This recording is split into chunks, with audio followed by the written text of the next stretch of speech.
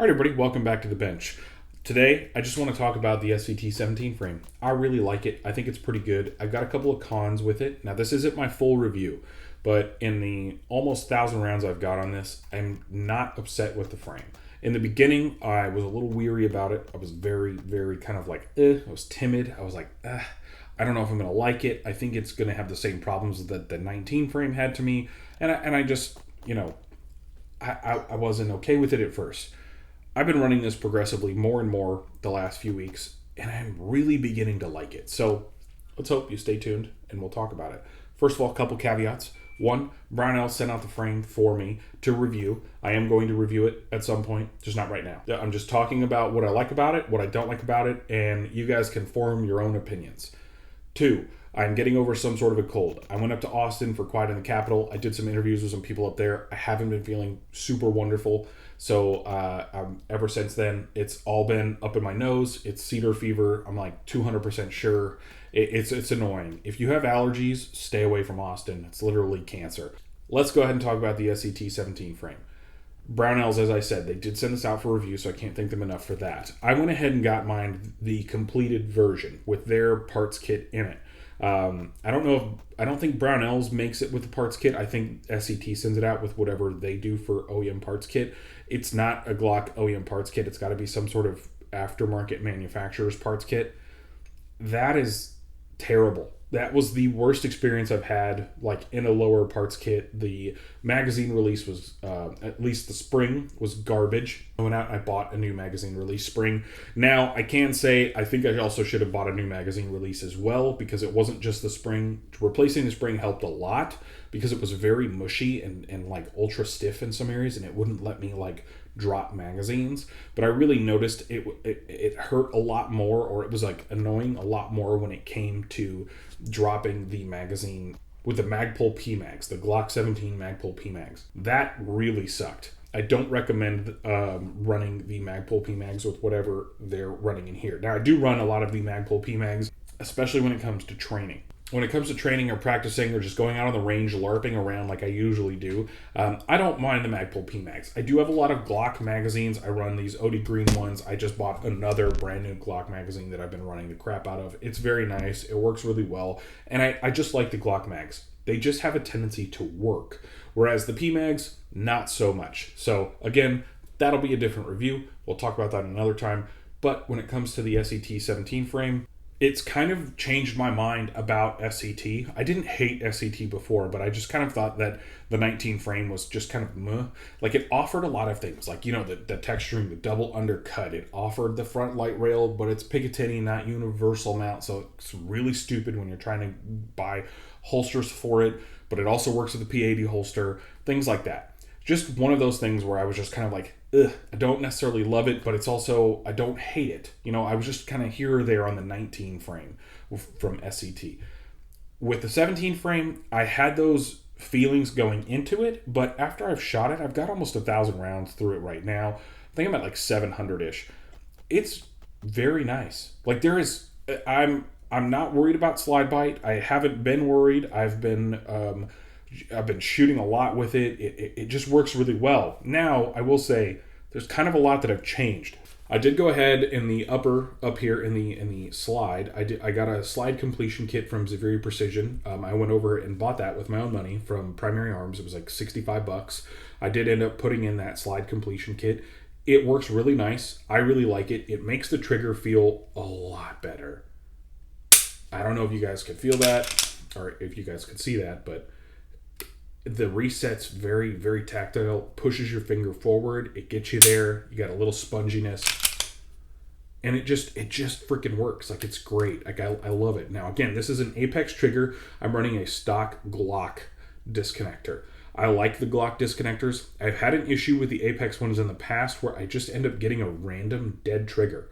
And then all of a sudden it works again. And I don't know what I'm doing wrong, but it's only with the Apex disconnector, because that's really the only thing I've ever changed when I was having that issue.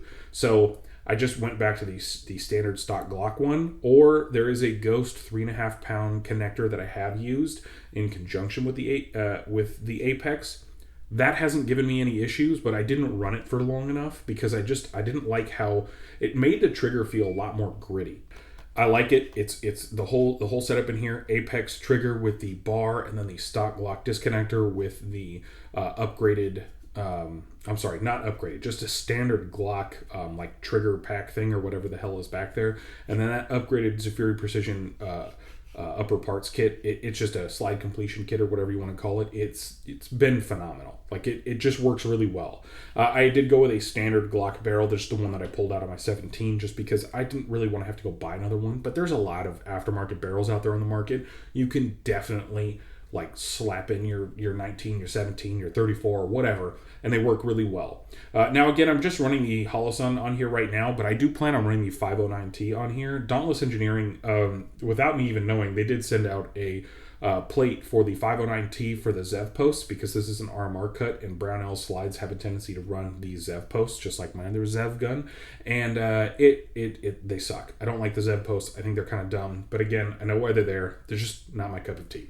They're sending out another plate so I can run the 509T, so we're going to kind of test that out just a little bit and see what happens. With that all being said, I have been thoroughly enjoying this gun. It thoroughly. Like, I went out this last weekend. I shot about 200 to 300 rounds through this, just having fun with some of my friends, just shooting and just having a general good old freaking time.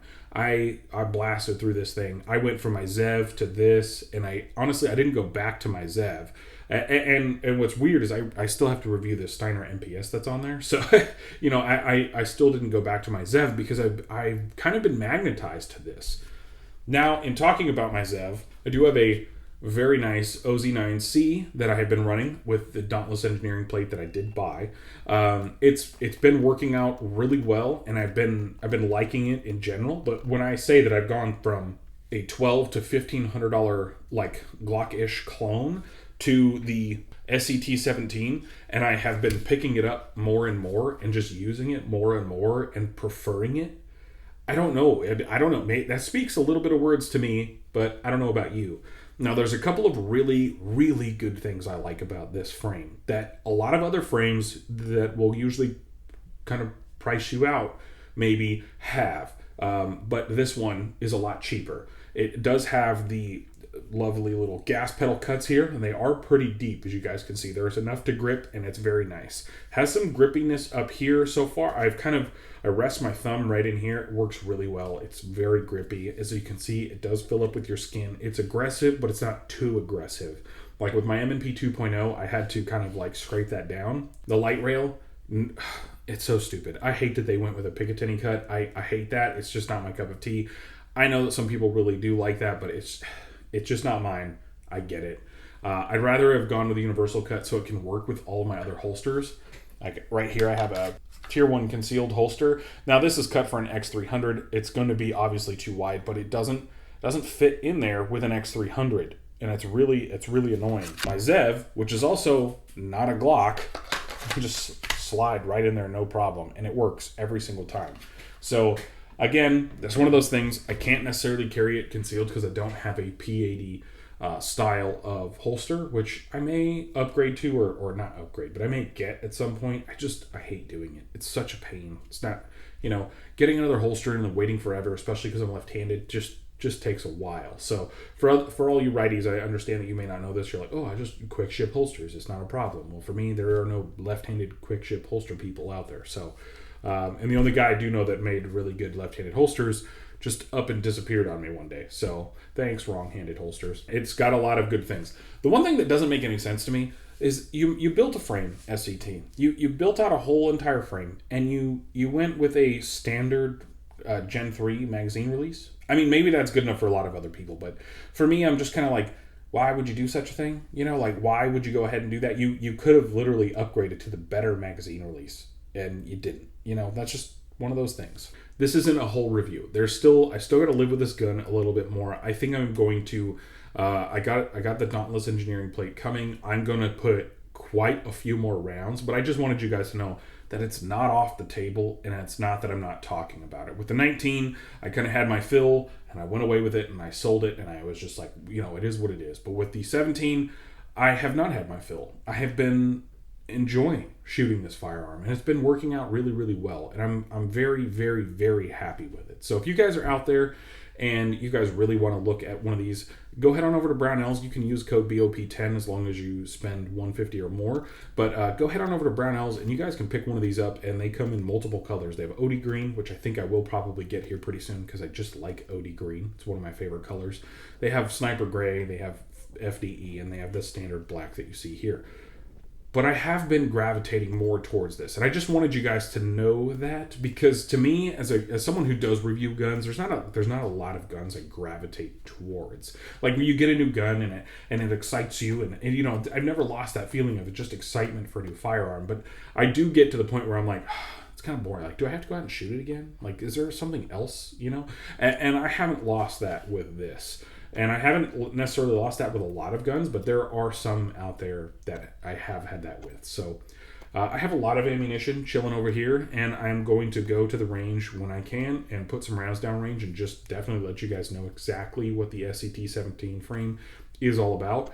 One thing I wanted to let everybody know, I don't think I'm going to be doing the SC version, the subcompact version, because I run my 43X as like my EDC gun like almost every day, and I don't really want to have to change that up right now. So until I can kind of figure out something or get another 43X or do something along those lines, I think this right now is just kind of how I'm gonna stick to the 17 frame, and I'm gonna keep letting you guys know about it. But this is a very fun gun to shoot, and I highly recommend it if you're out there. But I still haven't reviewed the whole thing yet, so I can't give it a blessing, but I give it a high recommendation. I definitely give it a high recommendation. I hope you guys enjoyed this video. I know it probably wasn't as super informative, or maybe it was, and maybe this is just what you were looking for, but I hope you guys enjoyed it. Thank you so much. Again, thank you to Brownells. Head on over there, use code BOP10. I can't thank you guys enough for everything. I hope you guys enjoyed the video. As always, be a hoodlum.